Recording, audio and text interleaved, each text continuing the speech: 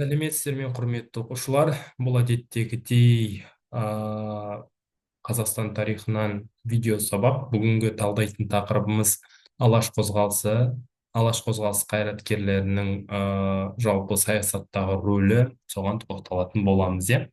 Так, бүгін бірінші қарастыратын мәселе алаш қозғалысының 1916 жылғы қазақтардың тыл жұмыстарына алуға көзқарасы қандай болды. Енді бұл тақырып, бұл мәселеге қатысты біз бұның алдында да бірнеше рет айтып кеттік, иә. Ал ненің кезінде де айттық, ұлт азаттық көтерілістің кезінде де айттық, бірақ қайтадан бір еске салып кетейік, иә. Яғни біз білеміз, 1905 жылы алаш деген партия құрылады, алаш қозғалысы пайда болады Қазақстанда, и бұл қозғалыстың өкілдерінің саны көп болады, и олардың ең басты ұстанымы не болады? Ұлттық автономиялық мемлекет құру болады. Енді Ресей өзін, Алашорда өзі автономиялық республикаға айналдырғысы келеді ғой. Енді ол автономиялық республикаға айналудың бірден бір шешімі бұл ресейді өзгерту. Ал енді Ресейді қалай өзгертеміз деген кезде екі мәселе тұрады: күшпен немесе эволюциялық жолмен. Алаштықтар сол эволюциялық жолды таңдады. Сондықтан мына 1916 жылға болған ұлт азаттық көтеріліске олар қарсы болды. Неге? Өйткені 16 жылғы ұлт азаттық көтеріліс ол бізге ешқандай нәтиже бермейтін еді. Яғни біріншіден олар халықты, ол патшаның әскері көп, көтеріліске шыққандарды басып тастайды. Екіншіден, ол қарсы шықсақ бізге автономия беру ықтималдығы төмендейді. Және үшіншіден, 16 жылғы көтерілістің мақсаты жоқ, и ол мақсатсыз болғаннан кейін оны ертең басқа саяси күштер пайдаланып Қазақстанның ішкі саясаты быт болатын еді. Сондықтан олар бұл жүйеге қарсы болды. Сондықтан алаштықтар не істеді? Олар үш маңызды қадам жасады. Біріншіден, халық көтеріліске шығушыларды сабырға шақырды. Одан кейін Әлихан Бөкейханов, Ахмет Байтұрсынов және осы алаш партиясының жетекшілері 1916 жылдың 11 тамызында үндеу жариялап, көтеріліске шығудың жаман жақтарын дәлелдеп береді, айтып береді. Және 1916 жылы желтоқсанда алаш элитасы тыл жұмыстарында жасап жатқан қазақтардың жағдайы жақсы екендігін көрсету үшін, жалпы көрсету үшін емес, қазақтардың тыл жұмысқа бәрібір түбінде баратындығын білгендіктен, олардың жағдайын жақсарту үшін Минск қаласында батыс майданындағы тыл жұмысындағы жігіттердің жағдайын қарастыру деген мақсатта сондай не құрады, Бурат ана халықтарының комитетін құрады, соны басқарады, короче, сонымен айналысады. Енді 16 жылғы ұлт азаттық көтеріліске қатысты көзқарасына тоқталдық. Енді олардың ұлттық идеясына тоқталайық. Енді жалпы ұлттық идея деген не? Ұлттық идея деген ол мемлекетті дамыған ұлтқа, ұлт ретінде қалыптастыру. Енді алаш партиясының ұлттық идеясының өзегі не десе балалар, иә, ол ұлттық мемлекет құру. И сол ұлттық мемлекет құрудың ішіне бәрі кіреді. Яғни дамыған мемлекет, дамыған ету, экономикасын күшейту, халықтың әл ауқатын дұрыстау, осының бәрі соның ішіне кіреді. Сондықтан ертең ұбт-да сұрақ келсе, алаш ұлттық идеясының өзегі не десе, ұлттық мемлекет құру деп айтасыңдар. Вот сол. Енді қандай ұлттық мемлекет алаш құрғысы келді десе, батыстық үлгідегі мемлекет құрғысы келді дейсіңдер. Батыстық үлгіде демей ақ қояйын, яғни олар ұлттық құндылықтарды сақтап, бірақ технологияларды да қатар қабылдап даму керек деген пікірді ұстанды. Және ол модель қылып алған мемлекет бұл Жапония, Франция, Англия болатын. Өйткені ол мемлекеттер өзінің ұлттық идентификациясын сақтады, бірақ ұлттық мемлекет ретінде қалыптасқандығы жайлы айтты. Бізде сондай мемлекет құруымыз керек деген Әлиханда сондай ой болды. Енді алаш идеясының негізгі ұстанымдарына тоқталайық. Алаш идеясының 7 ұстанымы болды. Біріншіден, олар жерді жеке меншікке беруге или қоныстанушылардың пайдасына беруге қарсы болды. Өйткені ұлттық мемлекет құру үшін не керек? Жер керек. Жерсіз отан жоқ деген позицияны ұстанды. Екіншіден, елдегі барлық игіліктер халыққа қызмет ету керек. Яғни жер, су бар, яғни ол Қазақстанның территориясында қандай ресурстар бар, сол тек қазаққа қызмет ету керек, қазақстандықтарға қызмет ету керек деген идеяны ұстанды. Және Қазақстанның экономикасын шикізаттық сипаттағы шикізатқа тәуелді емес, экономикасы толықтай тәуелсіз қалыптасқан технологиясы бар мемлекетке айналдыру. Төртіншісі, діл, тіл, дін деген сияқты ұлттық құндылықтар жоғалып үстемде болу керек деп есептеймін. Ғылым, салт дәстүр барлығы ғылымға ғылым, ұлттық құндылықтар, салт дәстүр, заң қатар жұмыс жасау керек деп түсінді. Ол азаматтық қоғамның белгісі. Одан кейін бүкіл Қазақстандағы ұлт өкілдері бірдей статуста өмір сүру керек деп есептеді. Қазақтармен қосып есептегенде, и дін мемлекеттен алыс болу керек деп есептеді. Яғни дін жеке болу керек. Сондықтан осы бағытта зайырлықты сақтауымыз керек деген позицияны ұстанды. Енді саяси партияларға тоқталайық. Партия мәселесіне тоқталайық.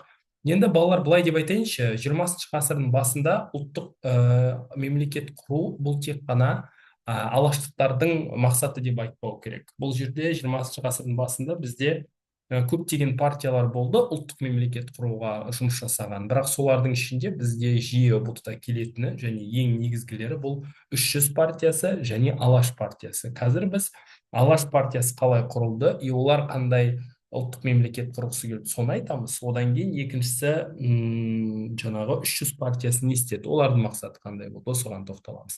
Бірінші, давайте ақпан төңкерісіне тоқталайық. Яғни 1917 жылы ақпан төңкерісі орын алғаннан кейін Қазақстан территориясында Алаш қозғалысы қайта жанданады. Неге? Өйткені 1917 жылы сәуірде Орынбор қаласында уақытша үкіметтің рұқсатымен үлкен жалпы қазақтық съез өтеді. Сол съездің нәтижесінде Алаш партиясы құрылады. Одан кейін 1917 жылдың соңына таман Семей облысында жалпы қазақ съезі өтіп, ол жақта болашақ автономия құру мәселесі көтеріледі. Жақсы. Енді келесі партия қалай құрылды? Енді Алаш партиясының құрылуы Алихан Бөкейхановпен тығыз байланысты. Неге? Өйткені Алихан Бөкейханов сол партияның, Алаш партиясының негізін қалаушы болып табылады. Енді Алихан Бөкейханов қалай бұл идеяға келді деген сұрақ. Негізі Алихан Бөкейханов, білесіздер, 1920 ғасырдың басында, былайша айтқанда, кадет деген партия болды. Сол партияның мүшесі болды. Кейін осы кадет партиясымен бірге 1905 жылы мемлекеттік дума бар ғой, Ресейдегі, соның несі болды, депутаты болды сол партия арқылы. Бірақ уақыт өте келе 1917 жылдан кейін Алихан Бөкейханов кадет партиясынан шығады. Кадет партиясынан шығудың себептерін Қазақ деген газетте жазып кетеді. Оның 3 себебі болған. Біріншіден, ол кадет партиясымен жер мәселесі бойынша ұстанымдарымен келіспеді. Кадет партиясы жерді жеке меншікке беру керек деді, ол оған қарсы болды. Екіншіден, ұлттық автономия құруға қарсы болды кадет. Ресей барлығы біртұтас мемлекет болу керек деп есептеді. Алихан бұған қарсы болды. Алихан Бөкейханов қазақтар бөлек ұлттық мемлекет болу керек деген ұстанымды ұстанды.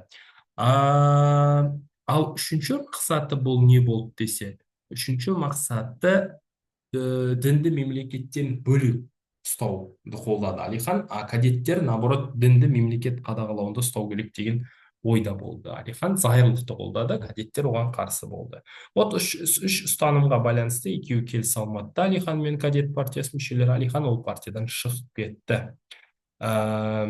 Яғни Алихан Бөкейханов даже бұл партиядан шыққаннан кейін не істейтіндігі туралы айтады. Мен Алаш партиясын құрамын, и сол партия арқылы ұлттық автономияға қол жеткіземін. Одан кейін ол автономиядан мемлекет құрып, алдағы уақытта ұлттық мемлекетті қалыптастырамын. Біз батыстық бағытта жүреміз. Бізге коммунизмде, социализмде керек емес деген ойларды айтады. Енді Алаш партиясының құрылуы. Балалар, Алаш партиясы бізде қашан құрылады? 1922 жылдың 21-26 шілдесінде Орынбор қаласында құрылады. Былайша айтқанда 1917 жылы сәуір айында Орынбор қаласында жалпы қазақтық съез болады. Ол жерде Алаш қозғалысын Алаш автономиясына айналдыру мәселесі талқыланады. Ал 17 жылдың 21 және 26 шілдесінде Алаш партиясын конкретно құрады. Яғни 17 жылдың сәуірінде оны талқылайды Орынборда. 17 жылдың 21-26 шілдесінде Алаш партиясын нақты құрады кәдімгідей. Партияның мақсаты не болды? Партияның мақсаты Ресейді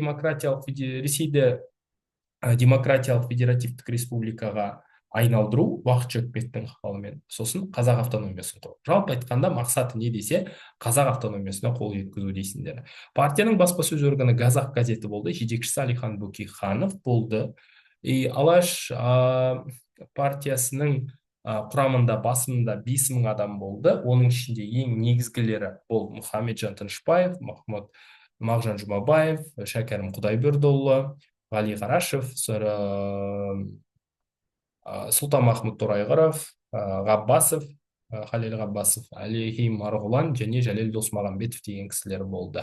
Алаш партиясының құрылуын қолдаған орыстың ғалымы, ағартушы Георгий Потанин деген кісі болды.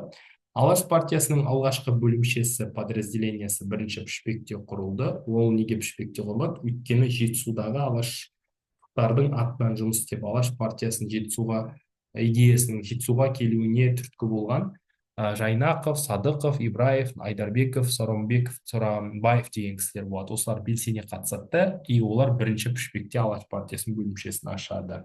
1918 жылы Жүсіпбек Аймауытовтың бастамасымен Абай журналында Алаш әнұраны жарияланады.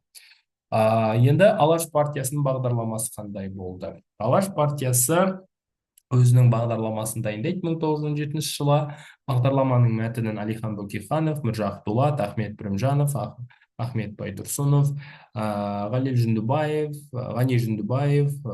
Ермұхамед Құмаров, Ермұхамед Тұрмұхамедов деген секілді кісілер, құрады бұл мәтінді, бағдарламаны дайындайды. Бағдарлама 1917 жылдың 21 қарашасында Қазақ газетінде жарияланады. Жалпы Қазақ газетінде жарияланып қоймай, ол бағдарлама 10 бөлімнен тұрады. Қазақ газетінде жарияланады. Алаш партиясының бағдарламасы ол 10 бөлімнен тұрады. 10 бөлімде 10 мәселе қарастырылады. Бірінші бөлім мемлекет қалпы. Бұл жерде Алаш партиясының қалай құрамыз деген мәселені талқыланады бұл бөлімде. Қалай Ресей демократиялық Ресейден автономиялық Қазақстанды бөліп аламыз деген мәселе талқыланады. Екінші бөлімінде жергілікті бостандық, қазақтар неге бостандықта өмір сүру керек, автономияның маңыздылығы туралы, сол туралы айтады. Негізгі құқықта Ресей империясында қорғалмайтын құқықтардың бірі не қозғалады? Цензура мәселесін қозғалады. Цензураны жабу керек, бүкіл саясат ашық жүру керек деген мәселені айтады. Төртінші бөлімде дін ісін қозғайды. Діннің еркін болуын, ол жаңағы бөлек институт болуын, мемлекет оған араласпауы керек екендігін айтады. Яғни бәрі тең болу керек деп айтады дінде. Билік һәм сот дейді. Билік пен һәм сот, яғни қазақ тілінде жүргізу керек деген мәселені қарастырады 5-ші бөлімде. 6-шы бөлімде ел қорғауда Алаш партиясының әскерін қалай құрамыз деген мәселе қарастырылады. Между прочим, осы 6-шы пункт бойынша Алаш нақты жұмыс жасайды. Семей қаласында не пайда болады? Қазақ атты милиция жұмыс жасайды бізде. Салық мәселесі да қозғалады. Салықтың әл-ауқаты қалай салыну керек, бай мен кедей салықты қанша разницада төлеу керек, соны айтады. Еще салық адамның әлеуметтік табысына қарай, жеке табатын табысына қарай берілу керек деген позицияны ұстанды. Жұмысшылар 8-ші бөлімінде жұмысшылардың қалай қорғалу керек, не үшін олар 8 сағаттық жұмыс істеу керек, сол туралы айтылады. Ғылым білім 9-ші бөлімінде ғылым білім мәселесін қозғайды. Бастауыш мектептер, университеттер ашу, діни білім, зайырлы білім беру керек деген мәселені қарайды. 10-ші бөлімде жер мәселесін көтереді. Жер не үшін қазақтардікі, жер неге жеке меншікке бермеу керек, сол туралы айтады. Енді бұл Алаш партиясында бұл бағдарлама кәдімгідей Алаш партиясы үшін феноменальный бағдарлама болды. Өйткені осы бағдарлама дайындалғаннан кейін именно Қазақстанның атынан сайланған бірнеше депутат бар ғой, сол депутаттардың ішінде 43 депутаты не істейді, жаңағы мемлекеттік думаға сайланады. Бұл кәдімгі қолданады, бұл заң, бұл бағдарлама қабылданады. Ресейде де үлкен резонанс туғызады. Бұл партияның идеялар Алаш партиясының конституциясында жазылған. 1995 жылы тәуелсіз Қазақстан конституциясында да жазылған. Енді келесі 300 партиясы 1917 жылдың 17 қарашасында қазақтың ұлттық демократиялық бағыттағы 300 деген партиясы пайда болады. Бұл партияны кейін өз атауын қазан революциясынан кейін қазақтың социалистік партиясы деп өзгертеді. Бұл партияның негізгі орталығы омбы қаласы болады. Бөлімшелері Петропавл, Семей, Ақмола қалаларында жұмыс жасайды. Партияның негізін қалаған Мұқан Айтпенов деген кісі. Бұл кісі 1917 жылдың қараша айында өзі жаңағы 300 деген газетте айтады, Әлихан Бөкейханов Алаш партиясының бағдарламасына қанағаттанбаған, Әлиханның бағдарламаларына қанағаттанбаған қазақтар 300 партиясының бағдарламасын оқып шығып, бізді қолдауға шақырамын деп ашық айтады. Мүшелері кім болады? Мұқан Айтпенов басшысы болады, оның орынбасары Көлібай Тоғысов, Шаймерден Әлжанов, Досов, сосын Көбеков деген кісілер болады. Мұқанов қайтыс болғаннан кейін оның орнына Көлібай Тоғысов келеді. 300 партиясының басшылығына именно большевиктермен осы кісі жақындасады, кейін Қазақ социалистік партиясы деп осы Көлібай Тоғысовтың кезінде өзгереді. Сәкен Сейфуллин да бұл партияның мүшесі болды. Ол Алашордаға ашық қарсы. Неге қарсы болды? Өйткені ол Алашорданың позициясын ұстанбады. Алашорда олар байлар тобынан шыққан қаймақтар, шенеуніктер, ұлдары, олар патшалық Ресейге оқып келген, білім алған, олар қандай олар жоғарғы бір мырза ұрпақтары сондай деп есептеді, оларды андай элита деп есептеді, олардың идеясы қазақ қоғамына келмейді деп санады да, олардікі солай қабылдады ол Сәкен Сейфуллин. Ол қарсы болды. Сосын бұл партияның белгілі мүшелерінің қатарында Палуан Қажымұқан деген кісі бар, білесіңдер. Енді партияның жұмысына тоқталайық. Бұл партия кәдімгі Алаш партиясымен текетірес болып, кәдімгі қарсы күресті. Тем более кейін азамат соғысы кезінде оларға коммунистер қаржы құяды да, и коммунистердің яғни ықпалын орнату үшін, совет үкіметінің ықпалын орнату үшін кәдімгі тікелей күреседі Алаш партиясының өкілдерімен. Өкінішке орай 1918 жылы бұл партия кеңес үкіметінің орнауымен таратылып жібереді. Өйткені білесіңдер ғой, кеңес үкіметі бір партиялық жүйе құруға ұмтылады. Сөйтіп бұл партия құрдымға кетеді. Бұның бір баспасөз органы бар, 300 газет деп аталады. 1917-18 жылдары Петропавл қаласында шығып тұрады. Жалпы қысқаша айтқанда осы балалар, егер сұрақтарыңыз болса, маған жекеге қойсаңыздар болады. Бұл тақырыпты неге салам, ютубқа салам, міндетті түрде көріңіздер. Алдағы уақытта бұл тақырыптар бойынша тағы да сабақтар салатын, алдағы уақытта тағы сабақтар салатын боламыз. Сол кезде біз бұлар бойынша қағуды негіз міндетті түрде. Жақсы. Так, осымен аяқтайық.